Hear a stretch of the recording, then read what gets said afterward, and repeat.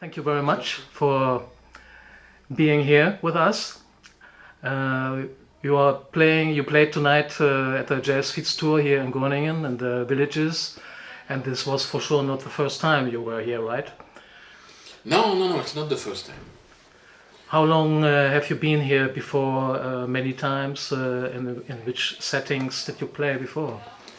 Yeah, actually many times in Groningen since years of not knowing Marcel and Marcel organizing this jour de la grande musique, ces journées de la grande musique before with a lot of young French musicians, and back then I was young, so okay. It was a good opportunity to start to play here actually, and through Marcel and other organization was always many things in Groningen actually, which is a nice city, full of music, full of good music.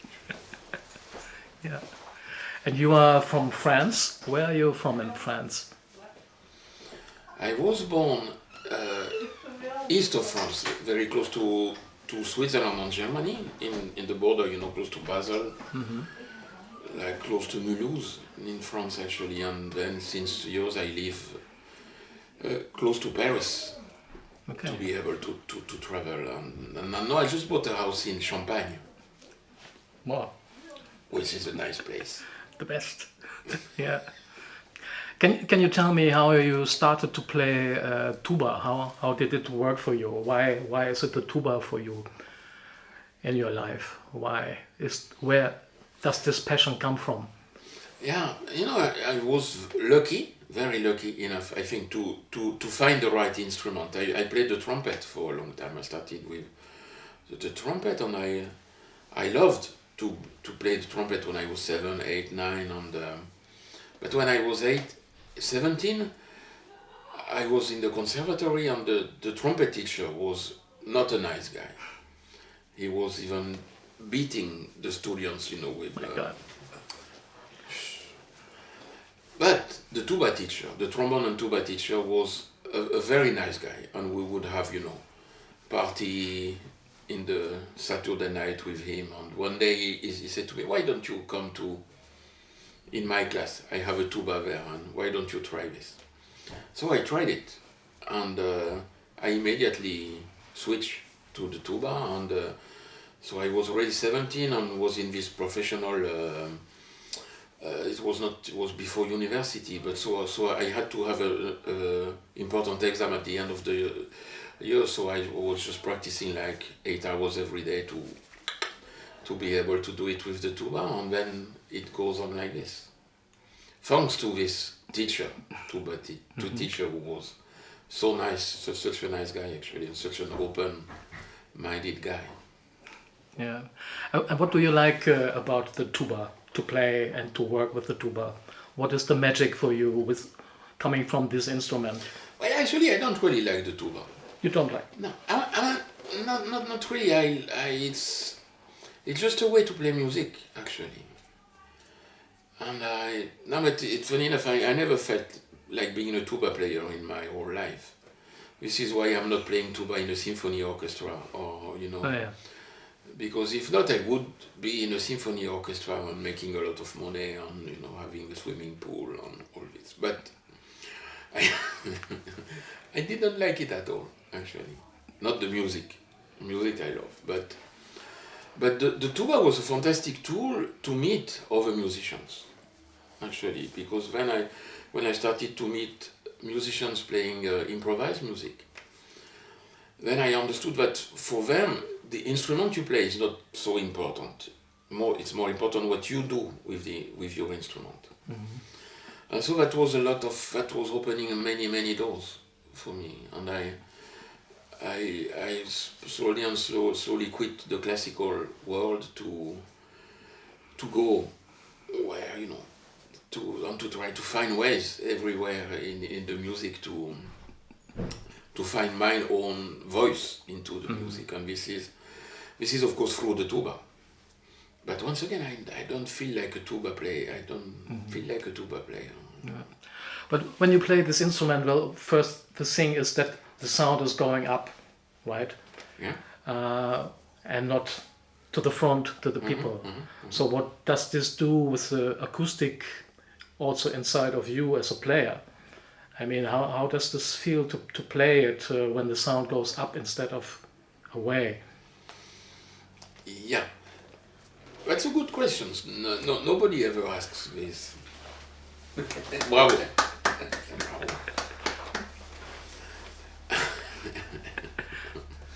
It's because when you play with a tuba like this, you play more for the universe than for the people. Exactly, who are... for the heaven, huh? Yes, yes. Exactly. Wow. No, but it's also the role of the instrument. Actually, when you play the trumpet, you have the bell to the audience, to the people, and you play more like a soloist, no? But with the tuba, if you want to be a soloist, you have to find your way to make people listening to you, because usually nobody will listen to the tuba player. It's just a low sound. So it's also very interesting, because then you have to be able, of course, to be at the service of the music, to help the other musicians to sound good, but at the same time, if you want to be in the front, then you have to find your own way to go in front, and that nobody will start to speak. Exactly. Yeah. Like in the show. Yeah. And it's very interesting. And I started to find this way through improvised music, and then with jazz later on. Yeah. But how does the sound feel inside your body, inside your head? I mean, you use a lot of air, a lot of pressure to organize sounds through this instrument. Yeah. I can imagine that you have a lot of feedback, sound-wise and energy-wise, through all your body also. Yeah. How is that? This is it's an important physical issue also, because especially when you play the tuba, you embrace your instrument. It's a bit like when you play the cello, so you embrace it, and you feel the vibrations of the instrument. The instrument is vibrating with you, I mean, on you, and so it's a fantastic feeling. Actually, it's a really nice feeling, and the nicest thing that the audience will say, or somebody will sing to you, is that you look like you are just one with your instrument, or the instrument looks like a part of you, and all these things, which is not so easy with the tuba, by the way. When you see a lot of tuba players in traditional music, and you feel that the instrument is far away from the musician, something like that. But in this case, for the music we did today with Oran, for example, it's also a way to embrace the instrument, but to embrace the music together with the instrument. And do you rehearse a lot? I mean, do you practice? Are you working with breathing techniques to always have enough air inside to put into the instrument to make sounds of it? Are you working a lot? Yeah, I mean, there is many ways of practicing, actually. Okay. There is many ways. For a long time, I was practicing like everybody told me to practice, like spending hours with your instrument to practice and to play. But then there is other ways of practicing, of course. The only thing is that when you're getting older, it's like with every sport, for example, you are not as good as when you were young, because your muscles are not so good. So you need some training to stay at the same level, or you will never stay. You go down with the technique, which is for sure. Like it's like a tennis player. He would be at his top when he is like 25, 30, and then it goes down. It's exactly the same with musicians, actually, like the technical part of it. But what you lose in the technical part, then you gain many things on knowing how to play music. And at the end, what people want to see, they don't want to see they don't want to see athletes playing music, but they want to feel the music, and they want to feel musicians. No? Yeah, yeah.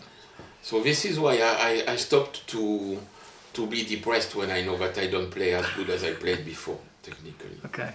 I have to say this is good, even, because then something else is coming. Yeah, yeah. Can you tell me about the quality of improvisation? What does this mean, to improvise music and to improvise music together with others, like you did tonight with Oren Marshall? Yeah. Can you tell me about how this works when you improvise?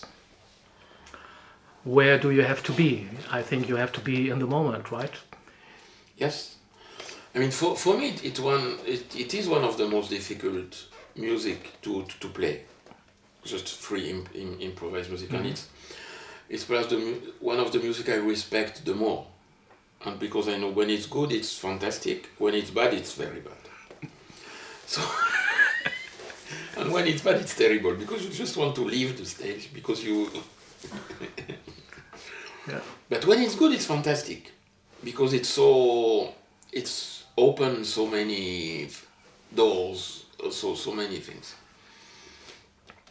And so when we played playing with Oren today was so easy, actually, easy in a way that, you know, the problem with, I mean, the thing which doesn't allow some musicians to play or to be able to improvise really is the fear of not doing good.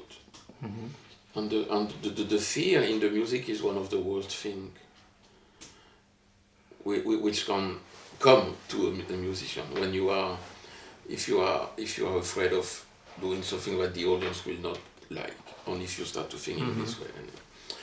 And then the other thing is the borders that people make around them to protect themselves in their music. And even with good improvisers, I met many people who put a lot of borders around them. You know? And it's not a frame where you play in. It's more like this. It's really border that you don't want to go.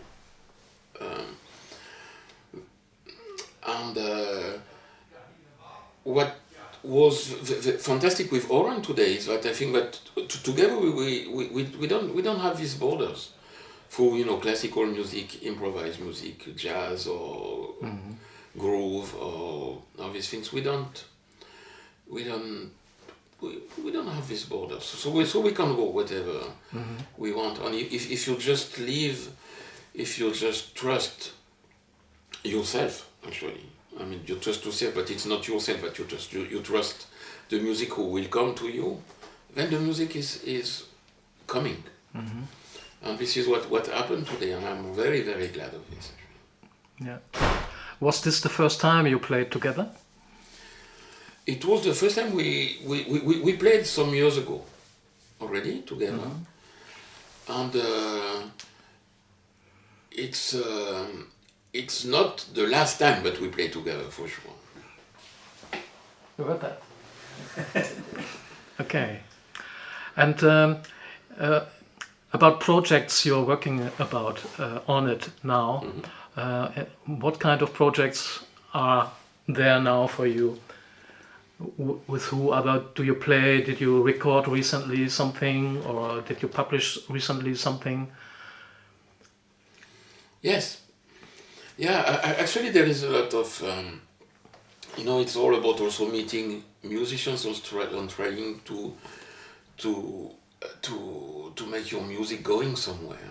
And for the moment I have like, I'm doing many things with early music. With European early music, which I really like. And I try to find connection between European early music and improvised music or jazz. And then there is also an aspect which I really like to develop is is working with musicians from the Middle East, actually, because there is a new.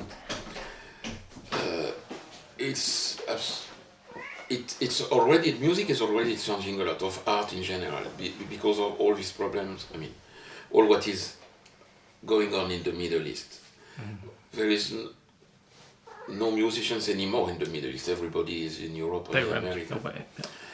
Musicians, artists. So the whole world is changing because of the fantastic energy that these musicians are bringing to us. Mm-hmm. Because then a lot of them are not acting like we do, like little bourgeois. We have money, we have many things, we have festivals, For them it's a question of life or death, and so when they come here they have this also a very, very strong energy. And it's fantastic because then now we really have a chance to meet really in a musical level.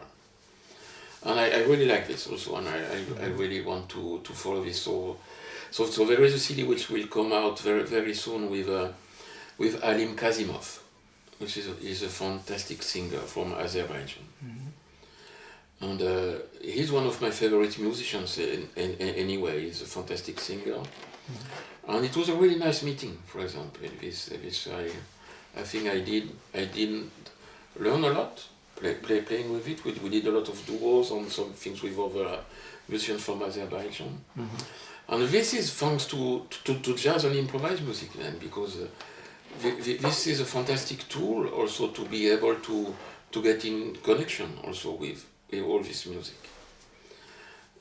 And same thing, it was very important to not thinking of what to do, just to live the things coming. It will come or not, and it's not if it's not coming, it's not. Yeah. It's okay. It would be a mediocre CD, which and if it's come, it would be good. Yeah. And it was a very nice meeting with Alim Kazimov. Yeah. Well, you're from France. Of course, France have a very rich culture, also musical wise. But what do you like the most about your country? In any way. You mean except from the champagne and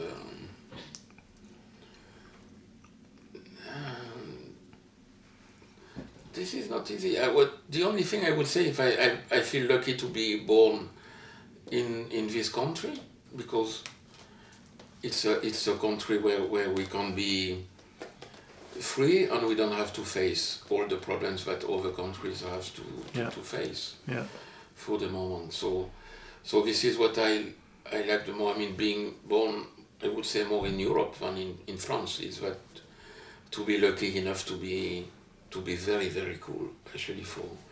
And this is very important when you start to play with these people who just lost everything, and even their kids.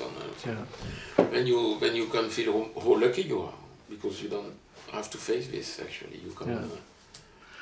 But do you feel that you are somehow playing music in a way like French people would play music? Do you have something like that? Is your sound maybe French? Do you think something like that, or are you more understanding that you are a European player in your way? Well, it's a bit the same thing, like I said to you, that I don't feel like a tuba player. I would not feel like a French musician also, because when I see some French musicians, I just don't like the way they act. I think for people coming from outside, they are listening to music, or musicians coming from France, they always have the idea that it sounds a little bit French, You have some players, or maybe artists make movies. You really know very clear, this is a movie coming from France. You can't have that from the United States. It's really typical. And I think there are some musicians, they really sound like they have something that sound like coming from France, like Eric Truffaz, for example, the trumpet player. I always think, his sound is French. He's Swiss, actually. Yes, and he also don't like it. He's not But even French. yes, but it's a kind of a yeah, romantic situation maybe. Yes, You know, yes, the yes. sound of feeling blue a bit, or I don't know. It's a kind of connection, I think. And do you think you have that also? Well, you know, I was born in France. I learned music in France, and I played with a lot of French musicians when I was young. So of course, you know, all this folklore imaginaire that was a fashion for years. Of course, I was part of this folklore imaginaire. Except that this is just a label that we put. I think I come more from classical music and from early music and from, which of course make a big difference with musicians coming from the States, for example, because they don't have early music. They don't have early music in their body actually. And but you know, when I play with Italian musicians, I just feel like them. For example, Yeah. or when I play with Oren, I just feel like I don't really see that. You know, I'm French and he's English. Yeah. Okay. But I think this is much more up to. Of course, if you say, but I will say in French, I will say, you know, like in the movie, thank you. Yeah. I mean, But, you know, it's just not- knowing that you are from France makes it already special, you know? Yes. Because, of course, we have the ideas France is like that, and they have this and that, and they had that, and still they have a lot to give, you know, and to share. And it's a special vibration in a way, you know? You can't have French sound or French culture together with German one. You know, it's totally different situation. So this is why I was asking, but it's okay. Yeah, yeah. Can you tell me what the most beautiful sound is for you?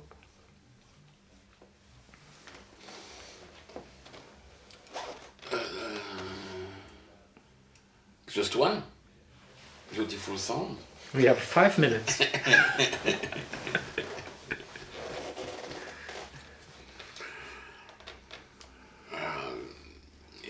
The most beautiful sound. It's a sound that I know it's somewhere when you dream and when you are not in this in this life really. Sometimes you go out of this life and when you dream, for example, you go. And sometimes you listen to things when you dream that you would love to listen to. So I know that this beautiful sound is somewhere. And I feel I can feel part of it in a lot of musicians.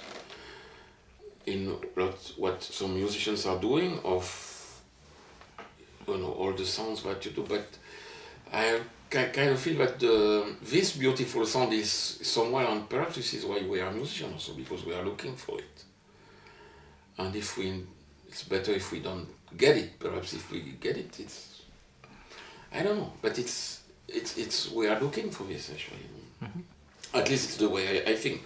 It's looking for this sound that it's for only in your dream, which can't be complete.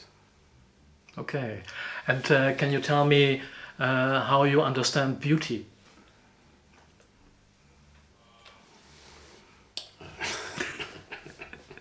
This is not an easy one.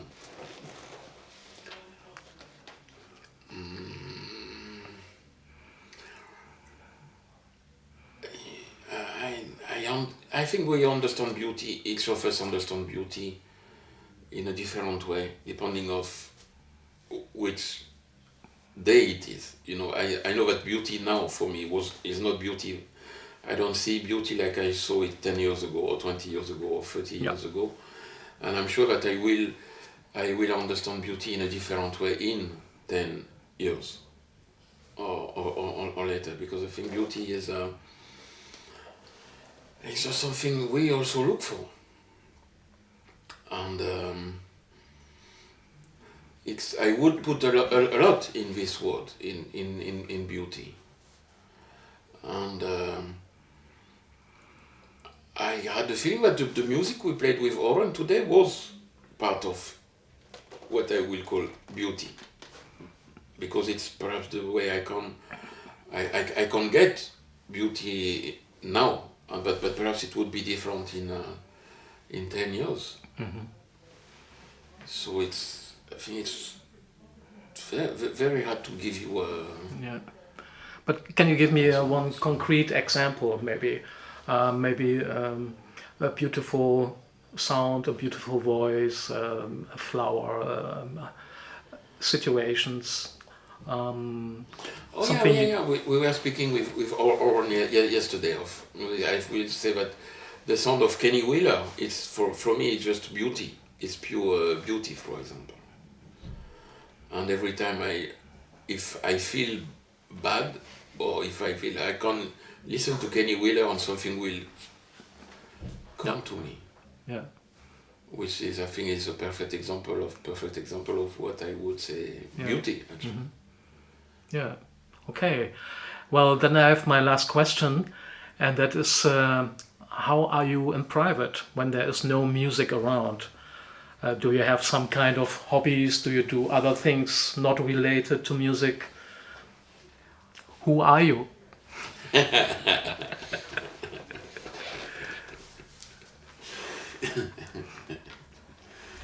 There is many, it's actually music lead you to many different things, actually. And this is one thing for sure, I have nothing in my life which is not connected with music.